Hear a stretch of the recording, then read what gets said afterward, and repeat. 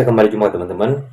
Pada kali ini kembali saya mereview terkait dengan kasus Jessica Kumala Wongso, yang mana pada kali ini adalah kabar yang datang dari Pak Susno Duaji memberikan tanggapan terkait dengan ramenya kasus Jessica Kumala Wongso yang kemudian terus menjadi perbincangan di masyarakat, di aparat penegak hukum, dan juga di beberapa tempat lain yang merupakan ini hal-hal yang dianggap banyak kejanggalan-kejanggalan.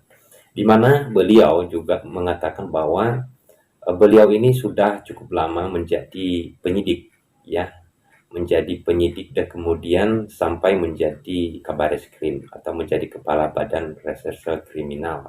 Dan beliau memberikan tanggapan terkait dengan kasus ini yang kemudian menyentil sedikit terkait dengan adanya putusan hakim, juga kemudian terkait dengan beredarnya di media sosial dan beberapa hal-hal yang lain. Beliau mendasari dari film Ice Cold yang ditayangkan di Netflix. Kemudian beliau juga mendasari tanggapannya ini adalah dari beberapa berita yang beredar di media sosial. Beliau mengatakan bahwa dengan adanya film Ice Cold di Netflix, kemudian dari pihak Mahkamah Agung, dari pihak Kejaksaan, dan juga dari pihak penyidik tidak memberikan tanggapan. Nah, beliau menanggapi bahwa ini hampir mendekati benar apa yang beredar di media sosial dan apa yang ditampilkan atau yang kita lihat di film di Netflix. Nah, kemudian beliau juga menyoroti atau menanggapi bahwa ini sangat tidak mungkin kemudian hakim memberikan putusan kepada Jessica Kumala Wongso yang divonis 20 tahun pidana penjara dengan hanya memberikan keyakinannya kemudian tanpa mendasari bukti yang bersifat langsung. Beliau mengatakan bahwa memang ada keyakinan hakim, tetapi tidak terlepas keyakinan hakim tersebut adalah dengan dua alat bukti langsung yang dapat menjadi dasar mengatakan bahwa Jessica Kumala Wongso ini adalah merupakan pelakunya. Tetapi jika tidak ada, maka harusnya hakim dapat mempertimbangkan dengan pertimbangan lain. Kemudian beliau juga memberikan tanggapan bahwa terlalu bodoh bagi Jessica kalau membunuh atau meracuni almarhum Mirna dengan cara berhadap-hadapan. Beliau di sana langsung mengatakan bahwa biasanya yang melakukan pembunuhan dengan cara meracun itu bisa dilakukan dengan memesan makanan atau dengan mengirim makanan atau mengirim minuman tanpa berhadapan-hadapan. Jessica ini menurut beliau adalah orang pintar yang merupakan orang yang sudah berpendidikan di luar negeri. Tetapi dengan kejadian yang kita lihat, maka beliau mengatakan bahwa sangat tidak mungkin. Itu terlalu bodoh lah. Kemudian kalau dianggap Jessica kemudian meracuni Mirna secara berhadapan-hadapan. Kemudian beliau juga merasa bahwa di kasus Jessica ini perlu diungkap terkait dengan banyaknya kejanggalan-kejanggalan. Beliau sendiri mengatakan bahwa bersedia untuk membela kebenaran dan keadilan, tetapi bukan membela Jessica Kumala Wongso, ya teman-teman. Kemudian teman-teman, beliau juga mengatakan bahwa jika benar nanti ya apa yang beredar di media sosial, apa yang menjadi apa yang ditayangkan di Ice Cold atau di film Ice Cold di Netflix, maka peradilan kasus Jessica ini adalah merupakan peradilan sesat. Dan beliau mengingatkan bahwa peradilan itu adalah mengadili perkara tanpa harus menghukum seseorang. Jadi bukan kemudian dijadikan tempat untuk ajang balas dendam. Nah, teman-teman, ini sangat menarik sekali dari beberapa tanggapan yang lain juga selain dari Pak Susno Duaji. Memang bukti yang bersifat direct itu tidak ada atau tidak ada bukti yang secara langsung yang menyatakan bahwa Jessica Kumala Wongso ini adalah yang membunuh almarhum Mirna dengan cara meracuni.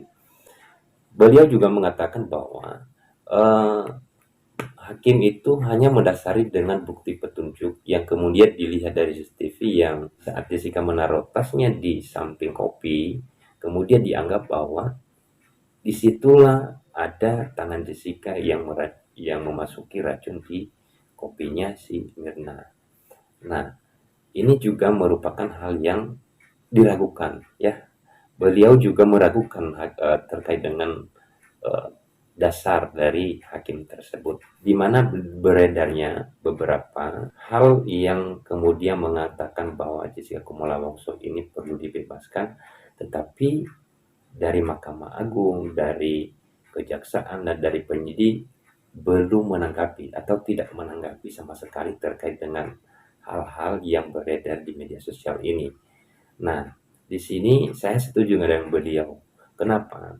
Kalau memang sebenarnya tidak ada atau ada hal-hal yang dianggap yang disampaikan oleh beberapa orang yang mengomentari terkait dengan kasus Jessica ini, perlunya dari Mahkamah Agung memberikan tanggapan terkait dengan hal itu. Penyidik juga harusnya memberikan tanggapan dong, karena ini kan merupakan tanggung jawab ya, tanggung jawab di mana para penyidik yang memproses perkara dari awal, proses terkait dengan pembunuhan ini, terkait dengan kematian Mirna, dan terkait dengan penetapan tersangkanya Jessica Kumala Wongso yang sampai di kejaksaan, kemudian sampai di pengadilan yang kemudian diputus oleh pengadilan 20 tahun pidana penjara. Di mana dari tanggapan beliau yang mengatakan bahwa memang harus ada keyakinan hakim, tetapi tidak terlepas dari bukti langsung yang mengatakan bahwa Jessica itu adalah pelakunya. Di sana saya menarik satu ajas hukum mengatakan bahwa in dubio pro reo, yang artinya jika hakim ragu-ragu dalam membuktikan atau ragu-ragu terhadap kasus yang diadilinya, maka harusnya hakim dapat mendasari ajas hukum in dubio pro reo ini untuk memberikan putusan yang menguntungkan terhadap terdakwa. Nah, di sini juga saya mengutip lagi ada hukum yang mengatakan bahwa lebih baik membebaskan 1.000 orang yang bersalah daripada menghukum satu orang yang tidak bersalah. Ini selalu dengan beliau. Kenapa kita kemudian menanggapi kata-kata beliau ini? Saya sendiri meyakini bahwa beliau tahu persis sebenarnya seperti apa proses-proses dari awal dari kasus Jessica Kumala Wongso ini. Karena beliau sangat berpengalaman, puluhan tahun menjadi penyidik loh, menjadi orang yang memproses, yang melakukan penyelidikan terhadap laporan tindak pidana. Sampai beliau menjadi pejabat tertinggi di reserse kriminal, menjadi kabar reskrim Polri. Tanggapan beliau ini sangat memberikan manfaat perkara Jessica Kumala Wongso ini. Sebenarnya teman-teman yang harus tahu juga dalam kasus ini, kenapa kita terus-terusan membicarakan hal ini. Di sini bukan lagi berbicara terkait dengan Jessica Kumala Wongso dalam perkara ini. Di sini kita berbicara terkait dengan kebenaran dan keadilan di negara kita ini.